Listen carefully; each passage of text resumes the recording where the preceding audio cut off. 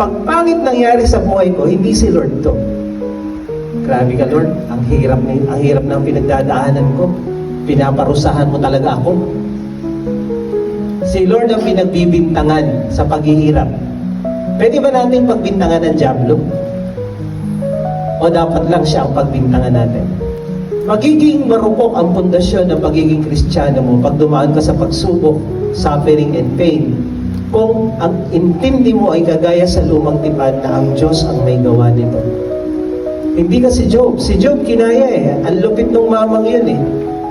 Kinaya yung suffering na patong-patong sunod-sunod.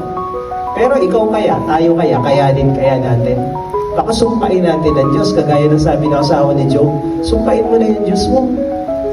Hirap ka na, para mamatay ka na, sumpain mo na ang Diyos mo. Pag ganun ang theology mo, na ang mabuti at masamang bagay sa Diyos galing, darating yung punto, pag mahina ang faith mo, susumpain mo talaga ang Diyos. Pero pag ang theology mo, ang pangit, hindi galing sa Diyos, ang masama, hindi galing sa Diyos, sa demonyo. So pag masama ang nangyayari sa akin, hindi maganda, hindi si Lord ang i-blame ko. Naintindihan nyo? Hindi kasalanan ni Lord ito. Kasalanan to ng demonyo o kasalanan ko. Dahil ang mabubuting bagay lang ang galing sa Diyos.